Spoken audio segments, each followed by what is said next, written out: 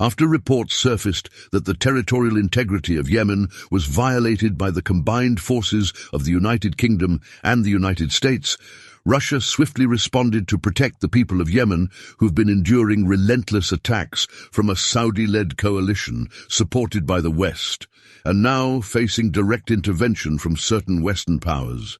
It is heartening to note that the US-led strikes on alleged Yemeni armed force positions have failed to significantly weaken their military capabilities and impede their operations on shipping routes in the Red Sea, as confirmed by recent reports. According to the initial assessment obtained by OMT News, the attacks successfully hit 90% of designated targets.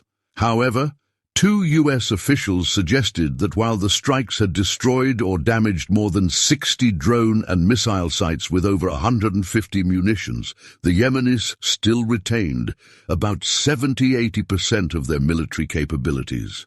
Despite facing scrutiny from YouTube regulators, the OMT News team remains committed to upholding journalistic integrity.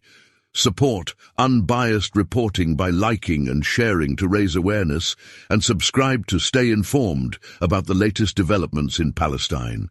Moscow, in addition to maintaining a strong relationship with Iran, which is also an ally of the Yemeni government, views Yemen as a resilient nation that has faced Western hypocrisy and prevailed. Russia perceives the situation in Yemen not as a fight for democracy, but as a struggle driven by the interests of Western powers, who fear the presence of an independent government in Yemen. The existence of the Ansar Allah government unnerves the West, prompting them to either remove or demoralize it. Recognizing its own conflict with Western powers in Ukraine, Russia has decided to forge a strong alliance with the Ansar Allah government to end Western oppression. The Russian government has reportedly conveyed to the United States in a discreet manner that it would intervene if further strikes on Yemen occurred without approval from the United Nations Security Council. This communication served as a warning to the White House, indicating that Russia was prepared to take action similar to what the West did in Ukraine in the name of defending democracy. Recall that Western powers, led by the United States, armed Ukraine and provided training in various NATO countries under the pretext of countering a perceived Russian invasion. It's worth noting that they claimed without evidence that the crisis in Ukraine was unprovoked. However, they ignored the fact that Russian-speaking people in eastern Ukraine were victims of daily bombardments. Despite pleas for peace, Ukraine's new allies in the West hindered peaceful resolutions, leading to Russia's military operation to protect civilians in the Donbas. OMT News suggests that Russia might be using a similar excuse to arm Yemen, aiming to prevent a complete takeover by a Western-backed puppet government. This, in the long term, could pose a threat to Russian shipping along the Red Sea, something Russia is unwilling to allow. Maintaining the current Yemeni government is crucial to prevent the West from having leverage to threaten Russia's already sanctioned oil trade. It's essential to highlight that since the Red Sea crisis began, Russian oil trade has been unaffected, with Russian ships granted free passage by Yemeni armed forces. This ensures the competitiveness and availability of Russian oil, contributing to a steady flow of money for the Russian economy. Conversely, the targeting of ships supplying the occupation government in Palestine has led to increased shipping costs, causing goods and services to become more expensive. Shipping has diverted from the Red Sea to the longer and costlier southern African route to Europe and occupied Palestine. Despite propaganda against Yemen by Western media aiming to sow discord in the alliance, Russia remains steadfast. For instance, a day after an illegal attack on Yemeni infrastructure by Western powers, many Western news outlets reported an unconfirmed incident of Yemen attacking a Russian oil tanker in the Gulf of Aden. This report served as a pretext for the United States to strike Yemen again, escalating tension in the region. Russia, undeterred by propaganda, has reportedly pledged to support the Yemeni military in defending their territories from illegal attacks. A delegation has been sent to Yemen to strengthen this alliance, seeking assurances of the safe passage of Russian oil tankers through the Bab al-Mandeb Strait. Additionally, efforts are underway to deepen military cooperation to deter further desperate attacks from the US government. In the realm of drone technology and air defense, the Ansarallah government has demonstrated significant proficiency in drone manufacturing, delivering homegrown drones that played a crucial role in keeping the Saudi forces alert during the active phase of the Yemen civil war. This expertise is anticipated to be a valuable asset for Russia, underscoring the mutual benefits of the alliance between the two parties. Concurrently, Russia aims to equip Yemen with a robust air defense platform to counteract Western attacks. Various effective options are under consideration to secure Yemeni airspace against any form of bombardment, drawing inspiration from successful strategies employed during the Syrian crisis.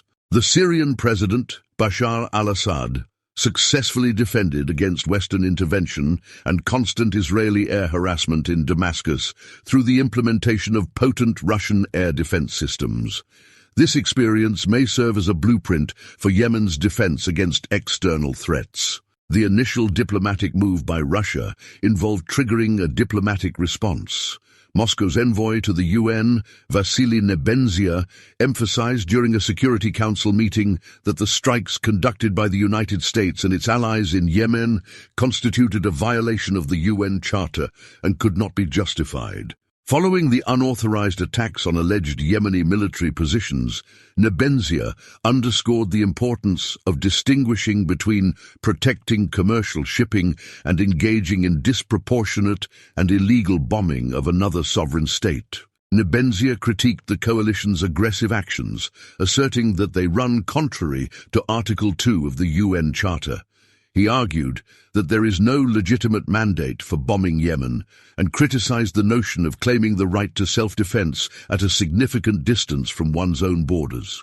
This diplomatic stance reflects Russia's commitment to upholding international law and challenging the justification for the military actions taken by the Western coalition in Yemen. He further emphasized that Article 51 of the UN Charter, often cited by Western colleagues, cannot be applied to situations involving commercial vessels.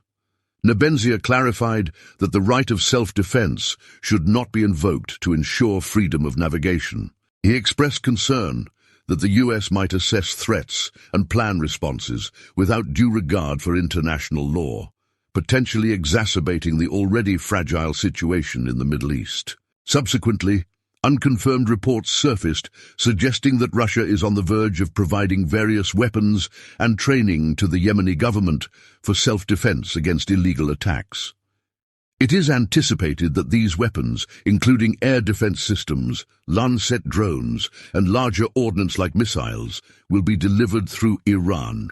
Among the potential air defense systems headed to Yemen are 5 complexes. The Tor SA-15 Gauntlet, developed as a successor to the 9K-33 OSA, the Tor is designed to defend against aircraft, helicopters, and precision-guided munitions.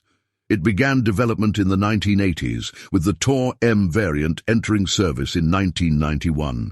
The Pantsir, initially developed in 1989 to replace the 2K-22 Tunguska air defense system, the Pantsir was redefined after the Soviet Union's collapse to serve as short-range defense for Russian ground forces.